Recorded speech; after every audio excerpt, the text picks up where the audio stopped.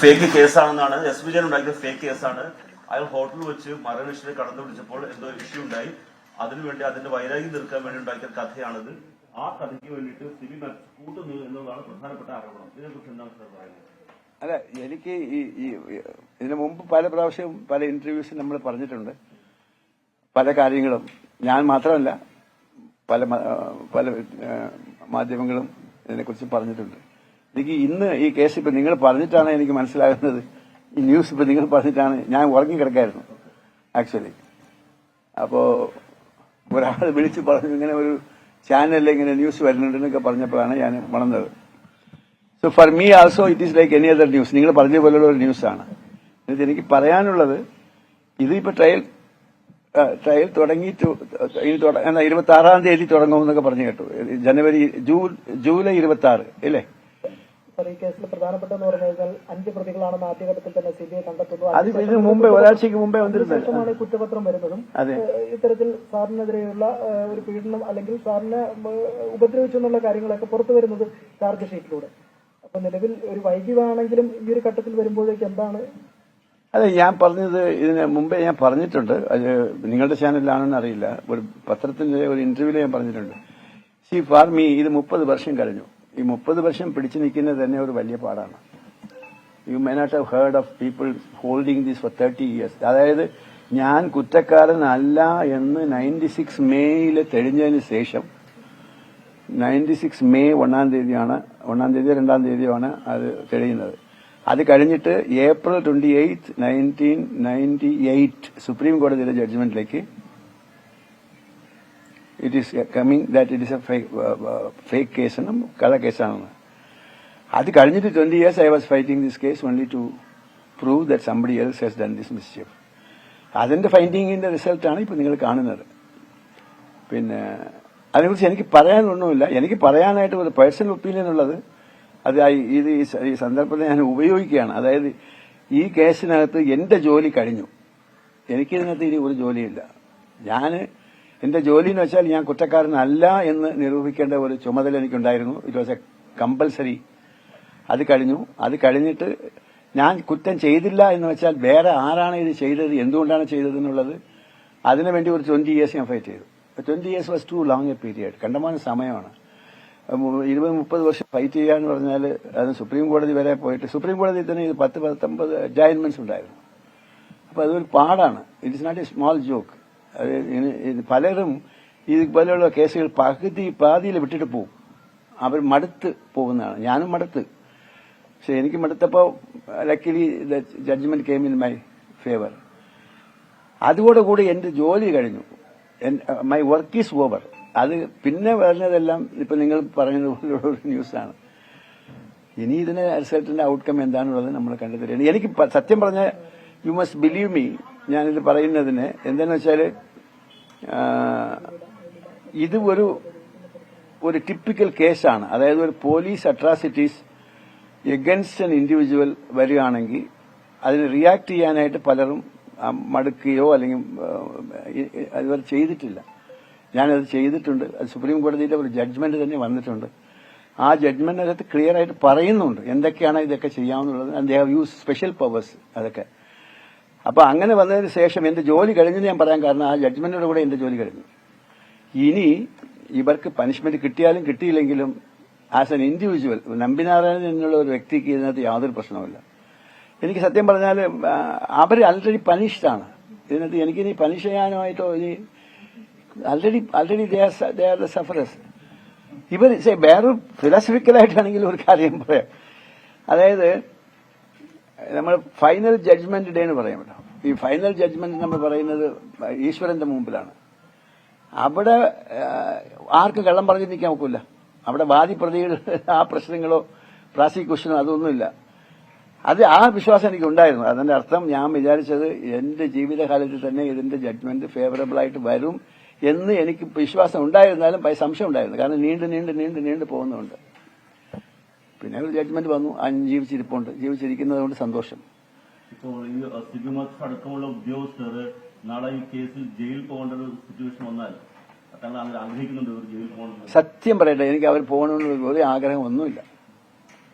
അവരുടെ മനസാക്ഷി അനുസരിച്ച് അവർ ചെയ്തതിലുള്ളത് തെറ്റ് എന്ന് അവർക്ക് തോന്നുകയാണെങ്കിൽ അവർ വേറെ ഒന്നും പറയണ്ട. എന്നെ സന്തോഷിപ്പിക്കാനായിട്ട് ഞങ്ങൾക്ക് ഒരു അബദ്ധം പറ്റിയെന്ന് പറഞ്ഞാൽ പോലും മതി, വേറെ ഒന്നും പറയണ്ട, മാപ്പ് പോലും ചോദിക്കണ്ട. സാറേ ഞങ്ങൾക്കൊരു അബദ്ധം പറ്റി, എല്ലാവരും മനുഷ്യരല്ലേ, എല്ലാവർക്കും അബദ്ധം പറ്റാമല്ലോ, ഒരു അബദ്ധം പറ്റിയെന്ന് പറയുകയാണെങ്കിൽ എനിക്ക് മോർ ദൻ ഹാപ്പി. എനിക്ക് ഇവർ ജയിലിൽ അയച്ചിട്ട് എനിക്ക് തന്നെ ഇടാനായിട്ട് ഈ വയസ്സിൽ ഞാൻ ആരാണ് ഇവർ ജയിലിൽ ഞാൻ കുറ്റക്കാരനല്ല എന്ന് നിരൂപിക്കണമെന്നുള്ള ഒരു നിർബന്ധം എനിക്കുണ്ടായിരുന്നു. അത് ഞാൻ ചെയ്തില്ലേ ഒക്കുള്ളൂ.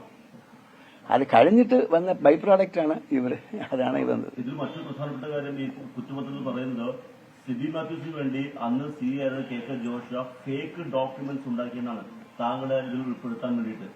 ഒരു വ്യാജരേഖ ഉണ്ടാക്കി ആ സിബി മാത്യൂസിന്റെ അറിവോടുകൂടി അന്നത്തെ സി ആർ വിജയൻ ഉണ്ടാക്കിയെന്നാണ് ഈ കുറ്റപത്രം കണ്ടെത്തിയിരിക്കുന്നത്. വളരെ സീരിയസ് ആയിട്ടുള്ള കാര്യമല്ല അത്.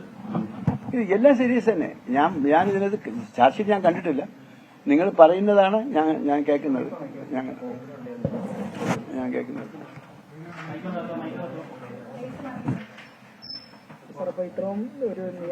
നിങ്ങൾ ഒരു കാര്യം ചെയ്യും, നിങ്ങൾ ഇങ്ങോട്ട് വാ, അതായിരിക്കും കുറച്ചുകൂടി നല്ലത്. നിങ്ങളുടെ ചാനലിലെ റിപ്പോർട്ടർ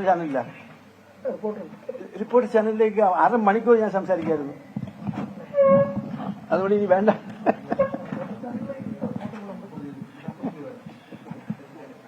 ഇതിലൊരു വ്യാജരേഖ ഉണ്ടാക്കിയുള്ള ഒരു അന്വേഷണ ഉദ്യോഗസ്ഥൻ തന്നെ, അത് എത്രമാത്രം ഗൗരവമുള്ള കാര്യമാണല്ലോ സാർ. എനിക്ക് ഈ ചാർജ് ഷീറ്റിലേക്ക് എന്തൊക്കെയാണ് പറഞ്ഞിരിക്കുന്നത് എന്ന് എനിക്ക് അറിയില്ല, ഞാൻ കണ്ടിട്ടില്ല.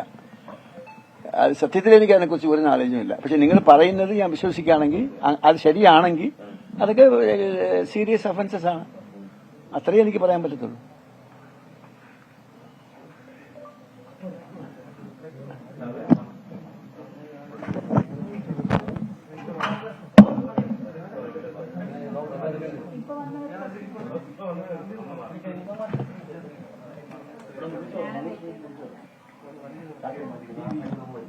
CBI കുറ്റപത്രത്തിലെ വിശദാംശങ്ങളോട് പ്രതികരിക്കുകയായിരുന്നു. ആ കുറ്റപത്രത്തിന്റെ വിവരങ്ങൾ ഇന്ന് പുറത്തു വന്ന സാഹചര്യത്തിൽ അതിനോട് പ്രതികരിക്കുകയായിരുന്നു നമ്പിനാരായണൻ. തന്റെ ആഗ്രഹം താൻ ജീവിച്ചിരിക്കുന്ന കാലത്ത് തന്നെ അതിന്റെ വിധി വരണമെന്നതായിരുന്നു. താൻ കുറ്റക്കാരനല്ല എന്ന് തെളിയിക്കുക ആയിരുന്നു വ്യക്തിപരമായ തന്റെ ഉത്തരവാദിത്തം. അത് പൂർത്തിയായി. ഇനി ഈ പ്രതികൾ ശിക്ഷിക്കപ്പെട്ടാലും ഇല്ലെങ്കിലും അത് ശ്രദ്ധിക്കുന്നില്ല, അല്ലെങ്കിൽ അത് തന്നെ ബാധിക്കുന്ന കാര്യമല്ല. മാപ്പ് പറയണമെന്ന് പോലും ഇല്ല പ്രതികൾ. പക്ഷേ അബദ്ധം പറ്റിയതാണെങ്കിൽ അത് തുറന്ന് സമ്മതിക്കാനുള്ള മനസ്സ് കാണിച്ചാൽ മതി എന്നതാണ് അദ്ദേഹത്തിന്റെ പ്രതികരണം.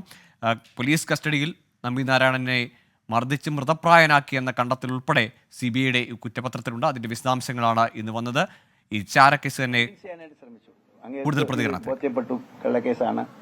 അപ്പൊ ഞാനോട് സംസാരിക്കാമോ എന്ന് ചോദിച്ചപ്പോൾ നിങ്ങൾ റിസീവ് ചെയ്ത് പോയല്ല, ഞാൻ പറഞ്ഞു ഇറങ്ങി പോകാൻ പറഞ്ഞു. പിന്നെ കുറെ നേരം കഴിഞ്ഞിട്ട് അവസാനം 2 ദിവസം കഴിഞ്ഞിട്ട് ഞാൻ സംസാരിച്ചപ്പോൾ പുള്ളി ഉണ്ടാക്കിയ പ്രോഗ്രാമാണ് കണ്ണാടി. ആ കണ്ണാടി എന്നുള്ള പ്രോഗ്രാമാണ് ഈ കേസിന്റെ കംപ്ലീറ്റ് ഇത് മാറ്റി കൊണ്ടുവന്നത്. കാരണം അത്ര കൺവിൻസിംഗ് ആയുള്ള ഇന്റർവ്യൂ ആയിരുന്നു അത്. അതായത് സാധാരണഗതിയിലെ കണ്ണാടി പ്രോഗ്രാം 23 നിമിഷം വരും, 7 നിമിഷം അഡ്വർടൈസ്മെന്റ് ഉണ്ടാവും. ഇത് ഞാൻ ചില കണ്ടീഷൻസ് പറഞ്ഞു. അൺഎഡിറ്റഡ് ആയിരിക്കണം, ഇടയ്ക്ക് ഇന്ററപ്റ്റ് ചെയ്യാൻ പാടില്ല, അങ്ങനെയുള്ള കാര്യങ്ങളൊക്കെ എല്ലാം വെച്ചിട്ടാണ് അത് 31 മിനിറ്റ് ഇന്റർവ്യൂ അൺഎഡിറ്റഡ് ആയിട്ട് വിത്തൌട്ട് അഡ്വർടൈസ്മെന്റ് അങ്ങേര് പബ്ലിഷ് ചെയ്തു. അതുകൊണ്ട് എനിക്ക് അങ്ങേരിപ്പോ ജീവിച്ചിരിപ്പില്ല, വലിയ കടപ്പാടുണ്ട്. എല്ലാ മീഡിയാവും ചെയ്തിട്ടുള്ള അനീതിക്ക് ആ ഒരാളും മാത്രം അല്ലേ ചെയ്തു. അതാണ് ടേണിംഗ് പോയിന്റ്, അതാണ് റിയലി ടേണിംഗ് പോയിന്റ്. അറ്റ്ലീസ്റ്റ് അത് ചെയ്യാനുള്ള ഒരു തന്റെ ഇടം എല്ലാ മീഡിയവും ഇങ്ങനെ പറയുമ്പോൾ ഒറ്റ ഒരു മനുഷ്യന് തോന്നിയില്ല, അത് ധൈര്യമായിട്ട് ചെയ്തില്ല. അതാണ് എനിക്ക് പറയാനുള്ളത്, ഏഷ്യാനെറ്റിന് വേണ്ടി പറയുന്ന കാര്യം.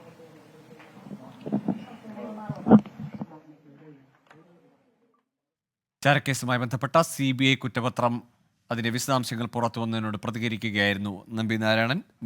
ഏതാണ്ട് 3 പതിറ്റാണ്ടോളം നീണ്ട തന്റെ നിയമ പോരാട്ടം, അതിനൊടുവിൽ ഈ കുറ്റക്കാരെന്ന് കണ്ടെത്തുമ്പോൾ അവർക്കെതിരെ ചാർജ് ഷീറ്റ് സമർപ്പിക്കുമ്പോൾ തനിക്കതിൽ പ്രത്യേകിച്ച് സന്തോഷമോ ഒന്നുമില്ല. ഇവർക്ക് എന്ത് ശിക്ഷ കിട്ടിയാലും അത് ഇനി ശിക്ഷിക്കപ്പെടണമെന്ന് പോലും താൻ ആഗ്രഹിക്കുന്നില്ല. പക്ഷേ അബദ്ധം പറ്റിയാണ് തനിക്കെതിരായ നടപടി സ്വീകരിച്ചതെങ്കിൽ അത് തുറന്നു പറഞ്ഞാൽ തന്നെ തീരും തൻ്റെ സങ്കടം എന്ന് അദ്ദേഹം പറഞ്ഞു വെക്കുകയായിരുന്നു. ഷഫീദ് റാവുത്തർ ചേരുന്നുണ്ട് വിശദാംശങ്ങളുമായി. ഷഫീദ്, ഏറെ രാഷ്ട്രീയ കോളിളക്കം സൃഷ്ടിച്ച ഒരു കേസ്, അതിൽ CBIയുടെ കുറ്റപത്രം വരുമ്പോൾ മുൻപ് നടന്ന അന്വേഷണങ്ങളിൽ നിന്ന് പുതുതായി എന്തൊക്കെ കണ്ടെത്തലുകൾ അതിൽ വരുന്നു? നമ്പിനാരായണൻ അതിനോട് പ്രതികരിക്കുന്നത് എങ്ങനെ? ചാരക്കേസ് ഗൂഢാലോചന സംബന്ധിച്ച് അത് കെട്ടിച്ചമച്ചതാണെന്നുള്ള കൃത്യമായ കാര്യം CBI കുറ്റപത്രത്തിൽ പറയുന്നുണ്ട് എന്നുള്ളതാണ് ഏറ്റവും പ്രധാനപ്പെട്ടത്. മാത്രവുമല്ല, ഇക്കാര്യത്തിൽ എസ് വിജയന്റെ അടക്കം പങ്ക്, അവർ നടത്തിയ ഇടപെടൽ ഉൾപ്പെടെയുള്ള കാര്യങ്ങളിൽ വളരെ വിശദമായി തന്നെ കാര്യങ്ങൾ കുറ്റപത്രത്തിൽ പരാമർശിക്കുന്നുണ്ട്. CI ആയിരുന്ന എസ് വിജയന്റെ സൃഷ്ടിയാണ് ചാരക്കേസ് എന്നാണ് CBI കണ്ടെത്തൽ. ഈ എസ് വിജയൻ ഹോട്ടലിൽ വെച്ച് കടന്നുപിടിച്ചത് മറിയം റഷീദ് തടഞ്ഞതാണ് വിരോധ കാരണമായി CBI ചൂണ്ടിക്കാണിക്കുന്നത്. ആദ്യം അറസ്റ്റ് ചെയ്ത ദിവസങ്ങൾ കഴിഞ്ഞാണ് ചാരക്കേസ് രജിസ്റ്റർ ചെയ്തെന്ന് പോലും ഈ കുറ്റപത്രത്തിൽ പറയുന്നുണ്ട്. കോടതി വീണ്ടും കസ്റ്റഡിയിൽ നൽകാതിരുന്നതിനെ തുടർന്ന് ചാരക്കേസ് രജിസ്റ്റർ ചെയ്തു. മറിയം റഷീദ ആദ്യം അറസ്റ്റിലായതിന്റെ പിറ്റേ ദിവസം മുതൽ വാർത്ത വന്നു തുടങ്ങി എന്നുള്ളതും CBI കണ്ടെത്തലായി പറയുന്നുണ്ട്. ചാരക്കേസ് വാർത്തകൾ ചോർത്തി നൽകിയത് എസ് വിജയൻ എന്ന മുതിർന്ന മാധ്യമപ്രവർത്തകരുടെ മൊഴി ലഭിച്ചതായും ഈ കുറ്റപത്രത്തിൽ ചൂണ്ടിക്കാണിക്കുന്നുണ്ട്.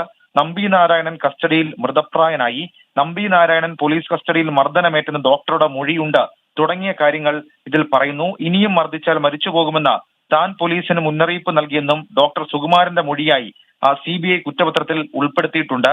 അവശനായ നമ്പി നാരായണന് ചികിത്സ വേണമെന്ന് പറഞ്ഞത് ജോഷ്വ എന്ന റിട്ടയർഡ് SP ബേബി ചാൾസിന്റെ മൊഴിയും CBI കുറ്റപത്രത്തിൽ ഉൾപ്പെടുത്തിയിട്ടുണ്ട്. അങ്ങനെ ഈ ഗൂഢാലോചന സംബന്ധിച്ച അല്ലെങ്കിൽ കെട്ടിച്ചമച്ച കാര്യങ്ങളെ കുറിച്ചിട്ടുള്ള കൃത്യമായ വിവരങ്ങളും മൊഴിയുമാണ് CBI കുറ്റപത്രത്തിൽ പറയുന്നത്. ഇതിൽ നമ്പി നാരായണന്റെ പ്രതികരണം നമ്മൾ കേട്ടതാണ്. അദ്ദേഹം പറഞ്ഞത് 30 വർഷത്തിലധികം നീണ്ട നിയമ പോരാട്ടത്തിൽ താൻ ആകെ പ്രതീക്ഷിച്ചിരുന്നത്, തന്റെ ജോലി എന്ന് പറയുന്നത് താൻ ഇതിനകത്തൊരു തെറ്റ് ചെയ്തിട്ടില്ല എന്ന് തെളിയിക്കുകയായിരുന്നു. അത് തെളിയിച്ചു. അതിനുശേഷം പ്രതികൾക്കിനി ശിക്ഷ ലഭിച്ചാൽ, അതായത് ഗൂഢാലോചന സംബന്ധിച്ച് കേസ് കെട്ടിച്ചമച്ചത് സംബന്ധിച്ച് പ്രതികൾക്കിനി ശിക്ഷ ലഭിച്ചാലും ഇല്ലെങ്കിലും തനിക്കൊന്നുമില്ല. മാത്രവുമല്ല, താൻ ജീവിച്ചിരിക്കുമ്പോൾ തന്നെ ജഡ്ജ്മെന്റ് വരണമെന്ന് ആഗ്രഹിച്ചിരുന്നു.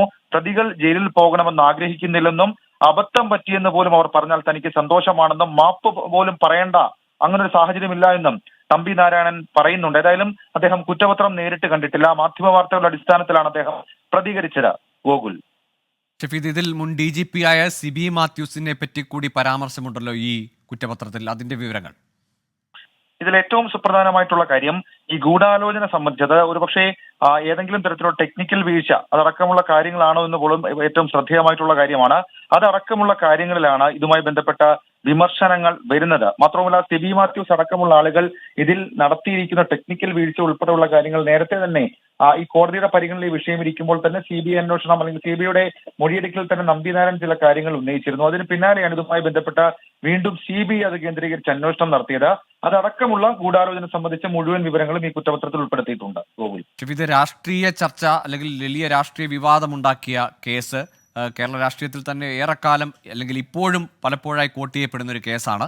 ഇതിൽ ഈ കേസിന് പിന്നിൽ ഉദ്യോഗസ്ഥരുടെ ഗൂഢാലോചനയ്ക്ക് അപ്പുറത്തേക്ക് ഒരു രാഷ്ട്രീയ ഗൂഢാലോചന അല്ലെങ്കിൽ രാഷ്ട്രീയ ഒരു പൊളിറ്റിക്കൽ വില്ല് ഇതിന് പിറകിലുണ്ട് എന്ന തരത്തിലുള്ള എന്തെങ്കിലും സൂചനകൾ, അത്തരത്തിൽ എന്തെങ്കിലും കണ്ടെത്തലുണ്ടോ ഈ CBIയുടെ കുറ്റപത്രത്തിൽ? നിലവിൽ ഇപ്പോൾ ഈ പുറത്തു വന്നിരിക്കുന്ന കുറ്റപത്രത്തിൽ പൊളിറ്റിക്കൽ കോൺസ്പിറസി ഡയറക്ട്ലി കോട്ട് ചെയ്യുന്നില്ല എന്നുള്ളതാണ് ഏറ്റവും പ്രധാനപ്പെട്ട കാര്യം. മാത്രവുമല്ല, ഇതിൽ ഉദ്യോഗസ്ഥർ നടത്തിയ ചില ഇടപെടലുകൾ, മാത്രവുമല്ല അവരുടെ സ്വാധീനം, ആ സ്വാധീനം കൊണ്ടുണ്ടാകുന്ന പ്രശ്നങ്ങൾ, അതടക്കമുള്ള കാര്യങ്ങൾ മാത്രമാണ് ഈ കുറ്റപത്രത്തിൽ പറയുന്നത്. അതിൽ ഏറ്റവും പ്രധാനപ്പെട്ട രണ്ട് സുപ്രധാനമായിട്ടുള്ള വിമർശനം, അതിലൊന്ന് എസ് വിജയനെതിരെയുള്ള പരാമർശങ്ങളും, രണ്ട് ഈ സിബി മാത്യൂസിനെതിരെ പറയുന്ന കാര്യങ്ങളാണ്. അതായത് അറസ്റ്റ് ചെയ്തത് തെളിവില്ലാതെ എന്നുള്ളൊരു കാര്യം അത് സിബി മാത്യൂസിനെതിരെ പറയുമ്പോൾ അതിലേക്ക് നയിച്ച കാരണങ്ങൾ അത് എസ് വിജയനെ ചൂണ്ടിക്കാണിച്ചുകൊണ്ടാണ് CBI കുറ്റപത്രത്തിൽ വ്യക്തമാക്കുകയും ചെയ്തിട്ടുള്ളത്. മുൻപ് സമാനമായ രീതിയിൽ തന്നെ പ്രത്യേകിച്ച് കോടതിയിലടക്കം നമ്പിനാരായണൻ ചൂണ്ടിക്കാണിച്ച ചില കാര്യങ്ങളിലും ഇത് വ്യക്തമാക്കിയിരുന്നു. അതിൽ എടുത്തു പറയേണ്ട ഒരു കാര്യം, അതായത് മുൻ DGP സിബി മാത്യൂസ് അറസ്റ്റ് ചെയ്ത് ഏതെങ്കിലും തരത്തിൽ തെളിവില്ലാതെ എന്നുള്ള കാര്യം ഗൂഢാലോചന സംബന്ധിച്ച് ഏറ്റവും പ്രധാനപ്പെട്ട കാര്യമായി കുറ്റപത്രത്തിൽ പറയുന്നുണ്ട്. മാത്രവുമല്ല, നമുക്കറിയാം, അതായത് ഈ മുൻ പോലീസ് ഉദ്യോഗസ്ഥർ, ഇന്റലിജൻസ് ബ്യൂറോ ഉദ്യോഗസ്ഥരടക്കം 5 പേർക്കെതിരെയായിരുന്നു CBI കുറ്റപത്രം നൽകിയിരുന്നത്. അതിൽ മറിയം റഷീദയും എസ് വിജയനും തമ്മിൽ ഉണ്ടായിരുന്ന പ്രശ്നം, മാത്രവുമല്ല മറിയം റഷീദയെ അന്യായമായി തടങ്കലിൽ വെച്ച പ്രശ്നം, IB ടീമിനെ ചോദ്യം ചെയ്യാൻ അനുവദിച്ച പ്രശ്നം, മാത്രവുമല്ല അതിൽ കസ്റ്റഡിയിൽ വെച്ച് പീഡനമടക്കമുള്ള കാര്യങ്ങൾ അത് കുറ്റസമ്മതം നടത്താൻ വേണ്ടി ചെയ്തു എന്നുള്ളത് ഗൗരവമായി CBI കുറ്റപത്രത്തിൽ ചൂണ്ടിക്കാണിക്കുന്നുണ്ട്. മാത്രവുമല്ല ഈ വ്യാജരേഖകൾ ഉണ്ടാക്കിയതൊരു ഒരു ഘട്ടത്തിൽ വലിയ വിഷയമായി നമ്പിനാരായണൻ തന്നെ ഉയർത്തിയതാണ്. അതിൽ വ്യാജരേഖകൾ ഉണ്ടാക്കിയത് അന്വേഷണ സംഘത്തിൽ ഉണ്ടായിരുന്ന CI KK ജോഷു ആയിരുന്നു എന്നുള്ളതാണ് കുറ്റപത്രത്തിൽ പറയുന്നത്. ചാരവൃത്തി നടത്തിയെന്ന് എഴുതി ചേർത്ത കേസിൽ ഒരു തെളിവുമില്ല എന്നുള്ള കാര്യം അത് CBI കുറ്റപത്രത്തിലെ പ്രധാന കോട്ടായി നമുക്ക് കാണാൻ കഴിയും. ഗോകുൽ, ശരി, ഷഫീദ് റാവുത്തറാണ് വിശദാംശങ്ങൾ നൽകിയത്. ഏതായാലും ഏറെ ചർച്ച ചെയ്യപ്പെട്ട കോളിളക്കം സൃഷ്ടിച്ച ചാരക്കേസ് അത് ഒരു കെട്ടിച്ചമച്ച കേസാണ് എന്ന് CBI കണ്ടെത്തൽ വരുന്നു. നമ്പി നാരായണൻ അതോട് പ്രതികരിക്കുന്നത് തനിക്കിതിൽ ശിക്ഷ ലഭിക്കുമോ ഇല്ലയോ, പ്രതികൾക്ക് ശിക്ഷ ലഭിക്കുമോ എന്നതിൽ താൻ ശ്രദ്ധിക്കുന്നില്ല, തന്റെ നിരപരാധിത്വം തെളിയിക്കാനായി എന്നത് മാത്രമാണ് ചാരിതാർത്ഥ്യമെന്ന് പറഞ്ഞു വെക്കുന്നു. വിഴിഞ്ഞം തുറമുഖത്ത് ട്രയൽ റണ്ണിനെത്തുന്ന മദർഷിപ്പിൽ നിന്ന് നാളെ തന്നെ കണ്ടെയ്നറുകൾ ഇറക്കി തുടങ്ങും. ചൈനയിൽ നിന്ന് വരുന്ന സാൻ ഫെർണാണ്ടോ കപ്പൽ ശ്രീലങ്ക പിന്നിട്ടു. നാളെ രാവിലെ 9 മണിക്ക് വിഴിഞ്ഞം തുറമുഖത്ത് നങ്കൂരമിടും. അഖിൽ ഷാ അൻസാർ ചേരുന്നുണ്ട് തിരുവനന്തപുരത്ത് നിന്ന് വിശദാംശങ്ങളുമായി. അഖിൽ ഷാ, നമ്മൾ കഴിഞ്ഞ കുറേ ദിവസങ്ങളുമായിട്ട് ഈ തുറമുഖത്തിൻ്റെ പ്രവർത്തനം അത് പൂർണ്ണതോതിലേക്ക് വരുന്നതിൻ്റെ ഒരു സന്തോഷത്തിലാണ്. ആ സ്വപ്നതീരത്തേക്ക് അടുക്കുന്നു എന്ന ഒരു സന്തോഷമുണ്ട്. ഈ കപ്പൽ ഔദ്യോഗികമായൊരു സ്വീകരണം നൽകുന്നതിന് മുൻപ് തന്നെ അതിൻ്റെ പ്രവർത്തനങ്ങൾ, ക്രെയിനുകളുടെയൊക്കെ പ്രവർത്തനങ്ങൾ ആരംഭിക്കുമെന്നാണോ?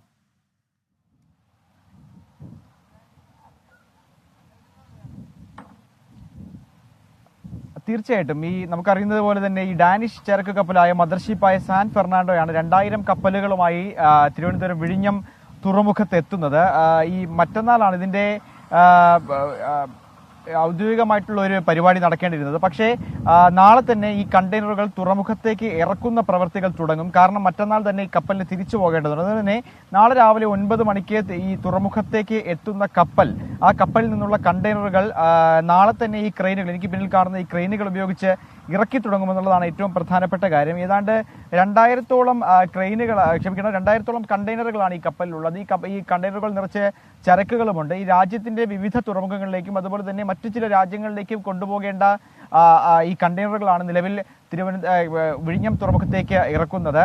നമുക്ക് ഈ ദൃശ്യങ്ങളിൽ കാണുന്നത് പോലെ തന്നെ ഏതാണ്ട് 31 ക്രെയിനുകളാണ് ഇത്തരത്തിൽ ഈ ചരക്കുകൾ മാറ്റുന്നതിനായി തുറമുഖത്ത് സ്ഥാപിച്ചിട്ടുള്ളത്. അതിൽ ഷിഫ്റ്റ് ഷോർ ക്രെയിനുകൾ, അതായത് കപ്പലിൽ നിന്ന് തുറമുഖത്തേക്ക് ക്രെയിനുകൾ ഉയർത്തി മാറ്റേണ്ട ഷിഫ്റ്റ് ഷോർ ക്രെയിനുകൾ, അതിനുശേഷം ഉള്ള ഈ യാർഡ് ക്രെയിനുകൾ, അതായത് തുറമുഖത്തിനകത്തുള്ള പ്രവൃത്തികൾ, ഈ കണ്ടെയ്നറുകൾ മാറ്റുന്നതിനുള്ള പ്രവൃത്തികൾ നടത്തുന്ന യാർഡ് ക്രെയിനുകൾ, ഈ 2 തരം ക്രെയിനുകൾ ഇവിടെ സ്ഥാപിച്ചിട്ടുണ്ട്. ഇവ ഉപയോഗിച്ചായിരിക്കും ഈ കണ്ടെയ്നറുകൾ മാറ്റുന്ന പ്രക്രിയകൾ നടക്കുക. ഒപ്പം ഈ ഫുള്ളി ഓട്ടോമേറ്റഡ് ആയിട്ടുള്ള ഈ ക്രെയിനുകൾ നിയന്ത്രിക്കുന്ന സംവിധാനവുമുണ്ട്. അത് ഏഷ്യയിൽ തന്നെ ആദ്യമായാണ് ഇത്തരത്തിൽ മുഴുവനും ഓട്ടോമാറ്റിക്കായി പ്രവർത്തിക്കുന്ന സംവിധാനമുള്ള ക്രെയിനുകൾ ഒരു തുറമുഖത്ത് സ്ഥാപിക്കുന്നത്. അത്തരത്തിലുള്ള ഇതിന്റെയൊക്കെ പരീക്ഷണങ്ങൾ, ഇതിന്റെയൊക്കെ ഏതൊക്കെ തരത്തിലാണ് ഇതിനെ പ്രവർത്തന സജ്ജമാകുന്നത് എന്നുള്ള കാര്യങ്ങളെക്കുറിച്ചുള്ള പരീക്ഷണമായിരിക്കും അടുത്ത 2 മാസം നടക്കുക. ഒപ്പം ഈ സാൻ ഫെർണാണ്ടോ വന്നു പോയതിന് പിന്നാലെ തന്നെ 2 ഫീഡർ കപ്പലുകൾ, അത് തൊട്ടടുത്ത ദിവസം തന്നെ 2 ഫീഡർ കപ്പലുകൾ എത്തും. തൊട്ടു പിന്നാലെ വലിയ മദർഷിപ്പുകളും, കൂറ്റൻ മദർഷിപ്പുകളും അതുപോലെ തന്നെ ഫീഡർ കപ്പലുകൾ എത്തും.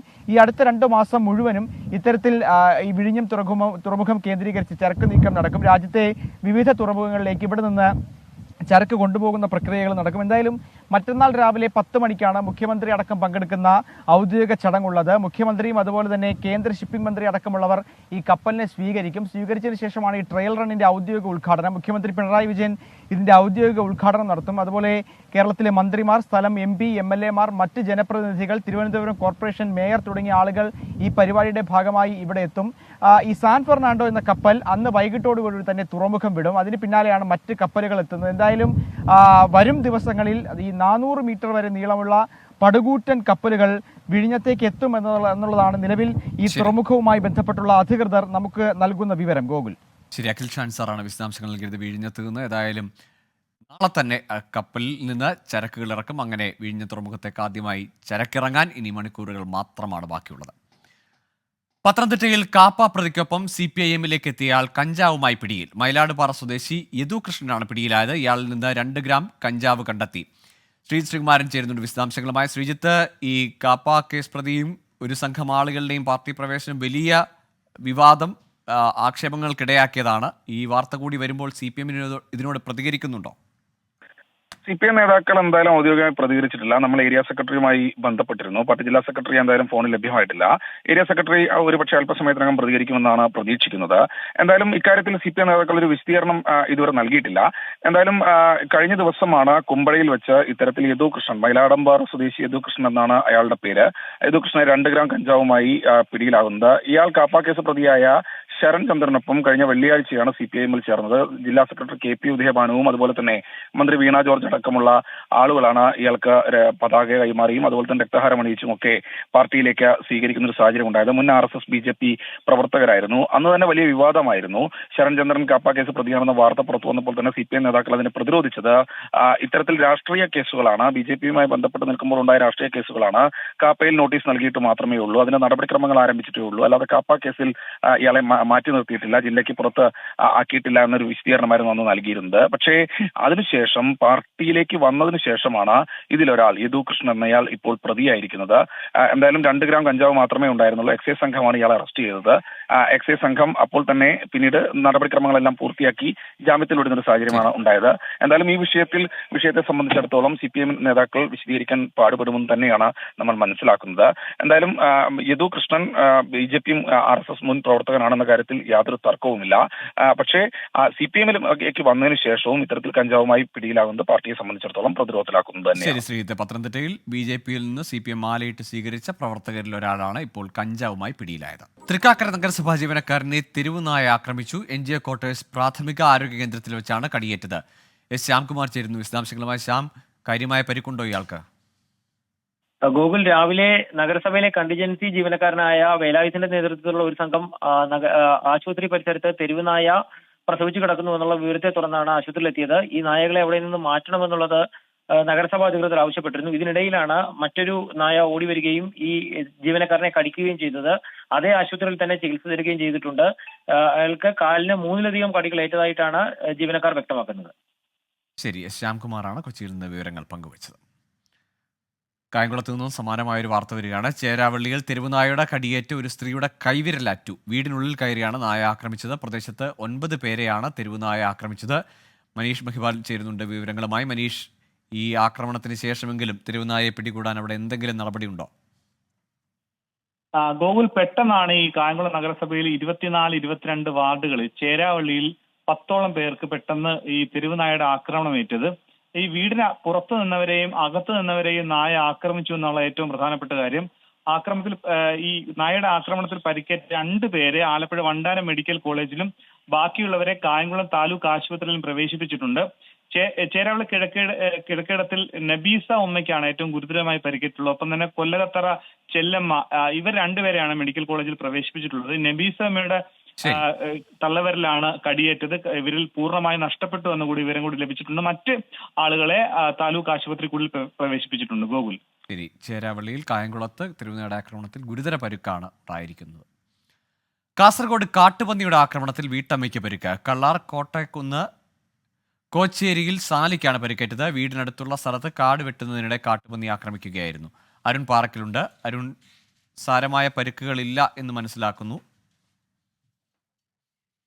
ഗോകുൽ, വലിയ പരിക്കുകളില്ല. ഇന്ന് കൂടങ്കൽ താലൂക്ക് ആശുപത്രിയിലാണ് ഈ വീട്ടമ്മ ചികിത്സ തേടിയത്. ഇപ്പോൾ വീട്ടമ്മ ആശുപത്രി വിട്ടിട്ടുണ്ട്. രാവിലെ 9:30 ഈ ഒരു ആക്രമണം ഉണ്ടാവുന്നത്. സാലി ബിനോയ് രാവിലെ വീട്ടിൽ നിന്ന് സമീപത്തുള്ള സ്ഥലത്ത് കാട് വെട്ടുന്നതിന് വേണ്ടി പോയതായിരുന്നു. ആ സമയത്താണ് ഈ കാട്ടുപന്നി ആക്രമിച്ചത്. തുടർന്ന് ബഹളം കേട്ട് നാട്ടുകാർ ഓടിയെത്തി വീട്ടമ്മയെ ആശുപത്രിയിലേക്ക് എത്തിക്കുകയായിരുന്നു. ഇപ്പോൾ വീട്ടമ്മ പ്രാഥമിക ചികിത്സയ്ക്ക് ശേഷം ആശുപത്രി വിട്ടിട്ടുണ്ട്. ഗോകുൽ, ശരി. അരുൺ പാറക്കലാണ് വിവരങ്ങൾ പങ്കുവച്ചത്. ലോകം കാണാൻ വൻ ഓഫറുകളുമായി ബെനീസ് ടൂർ ആൻഡ് ട്രാവൽസിന്റെ ട്രാവൽ എക്സ്പോ കേരളത്തിൽ. കൊച്ചി, തൃശൂർ, കോഴിക്കോട്, തിരുവനന്തപുരം നഗരങ്ങളിലാണ് ട്രാവൽ എക്സ്പോ സംഘടിപ്പിക്കുക. കെനിയ, മൗറീഷ്യസ്, ശ്രീലങ്ക എന്നീ രാജ്യങ്ങളിലെ അംബാസിഡർമാരുമായി സംവദിക്കാൻ അവസരമുണ്ടാകും. ആകർഷകമായ സമ്മാനങ്ങളും ഒരുക്കിയിട്ടുണ്ട്. Business to customer travel expo മറ്റന്നാൾ കൊച്ചിയിൽ സംവിധായകൻ ലാൽ ജോസ് ഉദ്ഘാടനം ചെയ്യും. എക്സ്പോയിൽ പ്രവേശനം സൗജന്യമായിരിക്കുമെന്ന് മാനേജിംഗ് ഡയറക്ടർ ബെന്നി പാനിക്കുളങ്ങര പറഞ്ഞു. ഈ വേൾഡ് ട്രാവൽ എക്സ്പോയിൽ ഒന്നാമത്തെ ആകർഷണം ലോകത്തിൻ്റെ വിവിധ രാജ്യങ്ങളുടെ അംബാസിഡേഴ്സിനെയും അവിടുത്തെ ടൂറിസം കമ്പനികളെയും കാണുന്നതിനുള്ള അവസരമാണ് ആദ്യം ചെയ്യുന്നത്. പിന്നെ അതുപോലെ തന്നെ ലോകത്തിലെ എല്ലാ വൻകിട ക്രൂയിസ് കമ്പനികൾ അവർ വലിയ ഓഫറുകളായിട്ട് അവരുടെ സെപ്പറേറ്റ് പവലിയനുകൾ ഈ വേൾഡ് ട്രാവൽ എക്സ്പോയിൽ അവർ ഒരുക്കുന്നുണ്ട്. ഇത് തന്നെയാണ് ഈ യാത്രയുടെ പ്രത്യേകത. ഒന്ന്, ജനങ്ങൾക്കുള്ള സംവിധാനം വലിയ വമ്പിച്ച ഓഫറുകളാണ് ഇവർ തരുന്നത്. ഫ്രീ കപ്പൽ യാത്ര, ക്രൂയിസ് യാത്ര, അതുപോലെ ഫ്രീ ടൂർ പാക്കേജുകൾ, അതുപോലെ തന്നെ യാത്രാ ടിക്കറ്റുകൾ എന്നീ ഉൾപ്പെടെ വലിയ സമ്മാനങ്ങളാണ് ഈ ടൂർ യാത്രയിൽ സഞ്ചാരികൾക്കായിട്ട് കൊടുക്കുന്നത്. ഇതോടെ ഇപ്പോൾ കിട്ടിയത് പൂർണ്ണമാകുകയാണ്.